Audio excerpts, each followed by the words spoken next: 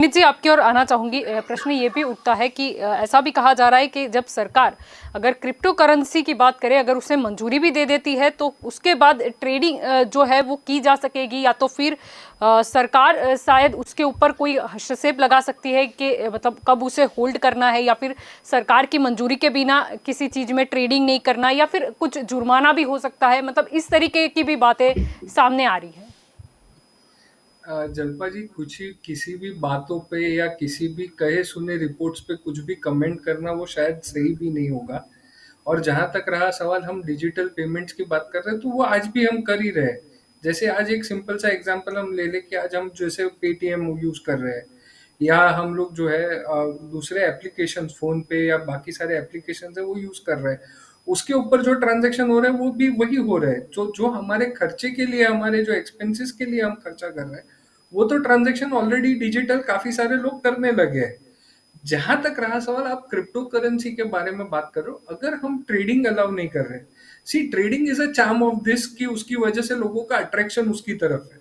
Okay, जो अब आप वो चार्म जो है उसके ऊपर रिस्ट्रिक्शन ला दोगे, उसके ऊपर रेगुलेशन ला देंगे, तो फिर उसके बाद कितने इन्वेस्टर्स रेडी होंगे इन्वेस्ट करने के लिए, वो भी तो सोचने वाली बात होगी।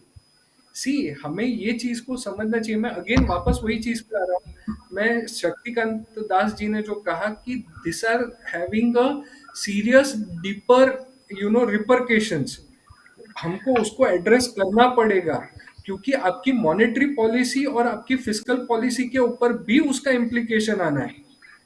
मॉनेटरी पॉलिसी की मॉनेटरी इशुएंस कैसे होगा, कितना होगा। सी, हम ये सोच रहे हैं कि जो भी हमारा करेंसी नोट इशू करने के लिए खर्चा हो रहा है वो बच रहा है, एक्सेप्टेड, वो एक्सेप्टेड बेनिफिट है। पर उसके साथ साथ ये भी सोचना पड़ेगा, जैसे हमने बात की कि साइबर अटैक्स हो सकते हैं, जैसे ब्रिटेन में कुछ इंसिडेंसेस हो चुके हैं। ओके, तो हमें उन कंसर्न्स को भी एड्रेस करना होगा। ये नहीं होना चाहिए कि, जैसे एक सिंपल सी चीज लेता हूँ जलपा जी, मुंबई जैसे फाइनेंशियल हब जैसी सिटी में पढ़े लिखे लोगों के साथ जब एक सिंपल सा, जैसे सर ने कहा, पुनीत जी ने, कि जी एक मैसेज आता है और आप जो है पिन अपना शेयर करते थे, आज भी उस चीज की अवेयरनेस लोगों के अंदर बढ़ाने की जरूरत है। सरकार को उस चीज के ऊपर काम करने की जरूरत है। मैं ये चीज कह रहा हूँ कि लीगल बैकिंग जो है प्राइवेट प्लेयर्स के अंदर, जो लीगल बैकिंग ना होने के बावजूद भी लोग कर रहे हैं, वो लोगों को भी समझना होगा कि इसके अंदर जो है रिस्क फैक्टर जो है, क्योंकि उसके पास कोई लीगल बैकिंग नहीं है। भूतकाल में भी ऐसे इंसिडेंसेस हुए हैं, जैसे एक ग्रेट डिप्रेशन के वक्त यूएस को जो है हमने करेंसी इशू करने का दे दिया था कि विदाउट गोल्ड रिजर्व्स भी वो करेंसी इशू कर सकते थे। अमेरिका ने उसके रिपरकेशन जो है वो फेस किए हैं। हमारी जो मॉनेटरी सिस्टम का इवोल्यूशन अगर आप देखते हैं तो over a period of time काफी सारे पास्ट एक्सपीरियंसेस को हम भूल नहीं सकते। जी जब हम नई सिस्टम की तरफ बढ़ रहे हैं, तो क्या हम वो पास्ट एक्सपीरियंस को छोड़ के, एक रोजी पिक्चर दिख रहा है, वो रोजी पिक्चर के सामने झुक जाएंगे, तो वापस कहीं हमें वो चीजों का सामना ना करना पड़े। वो मैं एक चीज की तरफ जो है वो हाईलाइट करना चाहता हूँ। और स्पेक्यूलेटिव फैक्टर जब ट्रेडिंग होगी, अगर रेगुलेटेड होगी, तो उसके ऊपर स्पेक्यूलेटिव ट्रेडिंग अगर होती है तो वो हमारे लिए भी रिस्की फैक्टर होगा।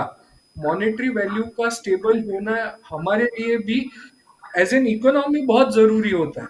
तो हम इस चीज को निग्लेक्ट नहीं कर सकते कि अगर स्पेक्यूलेटिव ट्रेडिंग अगर बढ़ेगी, तो फिर अगर वो प्राइजेस को आप आपकी जनरल प्राइस लेवल्स को मेंटेन नहीं कर पाएंगे, तो उसके अंदर जो है वो देश के गरीब को तकलीफ होने वाली है।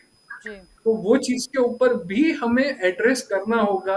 हमारी मॉनेटरी पॉलिसीज के अंदर चेंजेस लाने पड़ेंगे, हमारी फिस्कल पॉलिसीज के अंदर चेंजेस लाने पड़ेंगे।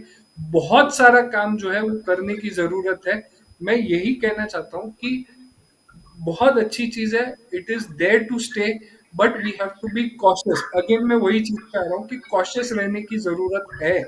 ये जी चीज के ऊपर ध्यान देना बहुत बेहद जरूरी होगा। और रेगुलेटरी फ्रेमवर्क आने के बाद उसके ऊपर स्टडी करना भी आसान हो जाएगा, क्योंकि जब गवर्नमेंट उसके नॉर्म्स हमें देगी, तो हमारे लिए समझने में आसानी होगी कि कहाँ पे कुछ गड़बड़ हो सकती है जी या नहीं। बिल्कुल। जब तक कोई नॉर्म्स आए नहीं है, तो ये ऐसा हो गया कि बिन दूल्हे की बारात है, हम डिस्कशन कर लेंगे और बात करके फिर यहाँ से चले जाएंगे, तो अल्टीमेटली उससे कोई मतलब नहीं बनेगा फिर। जी, बिल्कुल।